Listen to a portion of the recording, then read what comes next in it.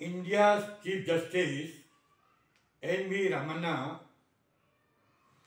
has expressed his deep concern over the diminished participation of the students in the public life. आज हमारा जो मुद्दा है वो चीफ जस्टिस एन.वी. रमन्ना का एक मौजू को उठाना है।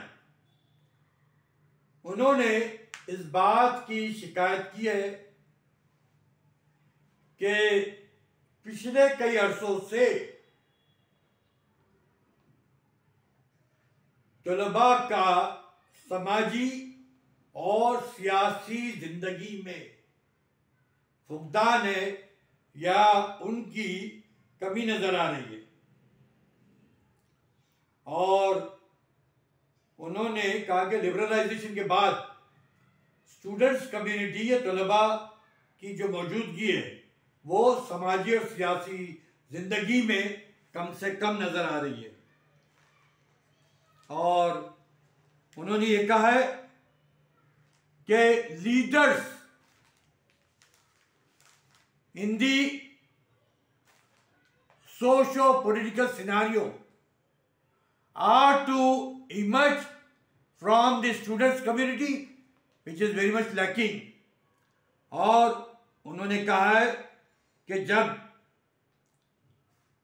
ये तलबा का जमहूरियत में शरीक होना that can not be played down. और उन्होंने इस बात का अफसोस जाहिर किया है कि ये कोचिंग सेंटर से स्कूल का एटमॉस्फेयर जो सफोकेटिंग है और वो एक कैद की जैसा है।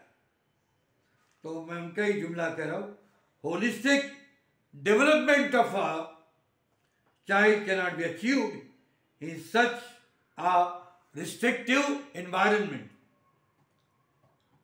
तो उन्होंने कहा है कि तलबा जो ना इंसाफी से नबर्द आजमा है, मार का आ रहा है, जो ना इंसाफी के खिलाफ जंग लड़ते हैं, इनको समाजी और सियासी जिंदगी में नुमाया मकाम हासिल होना चाहिए।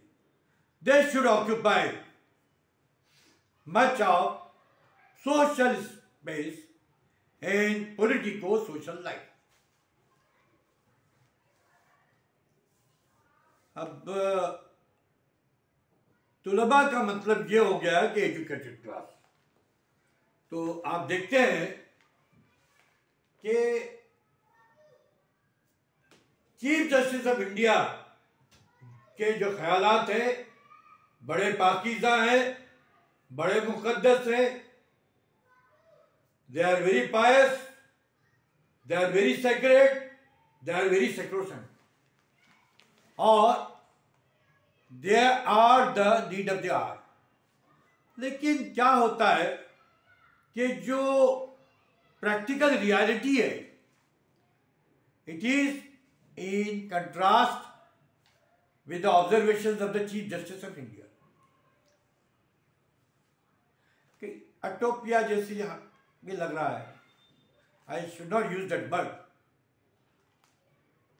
I should not use that word. लेकिन कैसा रहता है कि his observations are up to the mark, very standard, लेकिन reality is different। आज हमारे मुल्क में तलबा को या पढ़े लिखे लोगों को हाशिए पर डाल दिया गया। आज सियासत क्या हो गई है? Money and muscle power, that is now money and muscle power are governing the political scenario. The students or the intellectuals are marginalized in the social space. अब और एक बात देखते हैं कि इंटेलेक्चुअल जो है उनको हाशिए पर डाल दिया गया, लेकिन इस बात को भी मद्देनजर रखना चाहिए कि दुनिया में जो इनकलाबात आए, चाहे वो रूस का इनकलाब हो, चाहे वो फ्रांस का इनकलाब हो या कहीं और का इनकलाब हो, intellect form the basis and the very theme of the revolutions ushering in.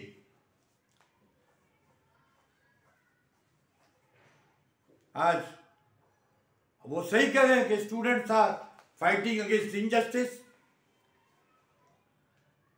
अब हमारे मुल्क में दस्तूर के साथ खिलवाड़, अलेजेड खिलवाड़ किया गया. वो न्यूली अमेंडेड सिटीजनशिप एक्ट कुछ तलबा ने मज़ाहमत की तो उन पर अलेजेड देशद्रोही के केसेस मुसल्लत किए गए. There are allegations that somewhere there are allegations some students were falsely implicated in Delhi riots. अब वो जहां तक वतन से मोहब्बत का सवाल है, उसको भी सियासी लिबास पहना दिया गया. एक शेर मुझे याद आ रहा है, खरत का नाम पड़ गया जुनून और जुनून का खरत, जो चाहे आपका हुस्ने करिश्मा सास करे, जो चाहे आपका हुस्ने करिश्मा सास करे. अब उन्होंने फॉरवर्ड लुकिंग कहा है, लिबरल वॉइसेस को मुल्क में दबा दिया गया. दूसरी बात यह है, अहम बात, कि सियासत में जो लोग आते हैं, एक तो आप किस तरह के लोग आ रहे हैं वो आपको मालूम है, और पॉलिटिकल पार्टीज भी उन्हीं को इनकरेज करती है who do not challenge the dictates of political bosses. Discipline का नाम दिया गया. अगर आप वो इन्वर्टेड कॉमा से बोल रहा हूं, डिसिप्लिन को कहीं से आप नहीं मान रहे, डिसिप्लिन इन इन्वर्टेड कॉमास, तो आपको you don't have the sufficient space to come forward in socio-political life. एक फारसी शेर है, अगर शाह गोयत के शबस थी, अगर शाह गोयत के शबस थी बबायत गुफ्त क्या इनक माओ पर भी. अगर बादशाह ये बोलता है कि ये रात है तो ये मत बोले दिन है, बोलो ऐनक बबायत गुफ्त ऐनक माओ पर भी. इधर जो है वो चांद और सितारे नजर आ रहे हैं. ये मामला कब से खराब हुए कि आज़ाद, पहले आप देखिए कि आज़ादी की जंग थी, उसमें हर फिरके, हर मजहब और हर मकतबे फिक्र के लोगों ने हिस्सा लिया, मुल्क को आज़ादी मिली, और उसमें एक bumper crop of leaders was there which was dedicated to the cause of freedom, to the cause of liberty, to the cause of emancipation, to the best of their capacity, to the best of their acumen, to the best of their talent and to the best of their efforts. वो आज़ादी के मतवाले थे. एक आज़ादी पर मुझे शेर याद आ रहा है. बंदगी में घुट के रह जाती है एक जुए कमाब, बंदगी में घुट के रह जाती है एक जुए कमाब, और आज़ादी में बहरे बेकरार है जिंदगी. डॉक्टर इकबाल का शेर है. आज़ादी के बाद के मरहलों में जो तगय्युरात आए, जो परिवर्तन आया, उसमें जो क्वालिटी ऑफ लीडरशिप है, that witness the sharp deterioration, that has witness the sharp decline. बाद की जो लीडरशिप आई है, it was not up to the mark. उसमें मजीद ये हो गया है, vote bank politics has remained very dominant in holding the sway. Vote bank politics, polarization of society, communalization of polity. अब किसी को लेना देना नहीं है भाई, आपका परफॉर्मेंस 0 है, आप मजहब के नाम पे वोट ले लो, आप पोलराइजेशन कर लो. कार्ल मार्क्स ने इस ज़माने में कहा था, religion is the opium of the masses. मैं छोटा आदमी हूँ, थोड़ा सा उसमें तबद्दुल करूंगा. Religion is not the opium of the masses, misuse of the religion is the opium of the masses. Misuse of the religion is the opium of the masses. जब समाज में करप्शन का दौर दोहरा हो, जब समाज में पॉलिटी को कम्युनलाइज किया जाता है, जब समाज में vote bank politics is very much dominating the sway, it has every potential to rock the boat. It has every potential to rock the boat. तो ये जो समाज में अगर इंटेलेक्चुअल्स को लाना है, अगर स्टूडेंट्स कम्युनिटी को आगे लाना है, तो ये फिरका परस्ती, corruption, money and muscle power और इनको दूर करना होगा. और साथ ही साथ वो चीफ जस्टिस ऑफ इंडिया ने कहा है कि स्टूडेंट्स को ये कोचिंग सेंटर्स हुआ, स्कूल्स हुए, कॉलेजेस हुए, उसके अंदर सफोकेटिंग इन्वायरमेंट नहीं होना चाहिए. और जब सफोकेटिंग इन्वायरमेंट नहीं होगा, it would stimulate the growth of student leadership.